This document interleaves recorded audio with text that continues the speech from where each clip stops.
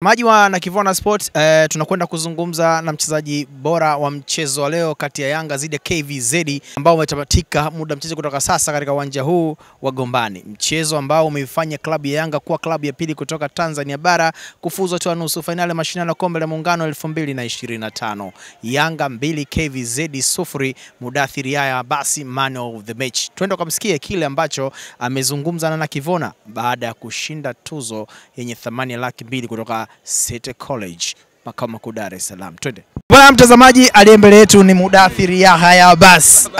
Uniona unachukua? Bwana Baka kashachukua hela bwana. Bwana Mudathir Yahya Abbas, hongera kwa kuwa mchezaji bora wa mchezo, lakini nini ambacho kimekuwa cha kipekee leo kwako?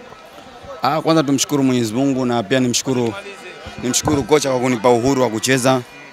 Kwa na washukuru na wachezaji wenzangu kwa kuwa pamoja dakika 90. Safi sana, hongera sana. $200,000 umechukua hiyo na tayari Baka kaifuata hapa, kaishachukua hela moja kwa moja. Unataka kusema nini? Ndio ile naondoka vile. Sina la kusema, Baka ni familia. Sina la kusema, Baka ni familia. Shukuru wadhamini City College kwa kutoa hichi kidogo, na pia tunaomba watuongeze ili kiwe kikubwa, na pia wanatupa hamasa tunapokuwa kiwanjani kupambania hichi kidogo ambacho walichokiweka. Tunawashukuru sana. Dakika 90 zilikuwaje mzee? Licha ya kuweza kuwa na moja kati ya mechi ngumu, lakini umefanikiwa kuweza kuondoka man of the match. Ni uwanja ambao unaofahamu vizuri sana. Kwanza nimshukuru Mwenyezi Mungu na niwashukuru wachezaji wenzangu na pia maelekezo ya mwalimu. Bila umoja wa wenzangu nisingepata hii tunzo. Kwa hiyo nashukuru Mwenyezi Mungu, na mchezo pia ulikuwa sio rahisi. Kipi ambacho kilikuwa kigumu kwa KVZ dhidi yenu siku ya leo? Siku zote unapocheza na watu ambao wajui inakopo mechi ni ngumu. Kwa mechi dogo ilikuwa ngumu, ile tulikuwa wanacheza nini, hawana cha kupoteza. Mechi ngumu sana kucheza na watu ambao walikuwa hawana cha kupoteza. Kwa sababu tungefungwa sisi ingekuwa mbaya zaidi kushinda wao. Ndio. Timu mbili kutoka bara, Coast na Singida, waliweza kuondoka, lakini jana Azam akaingia katika nusu finali. Leo mnakuwa timu ya pili kutoka bara, mna equalize 2 kutoka visiwani, 2 kutoka bara.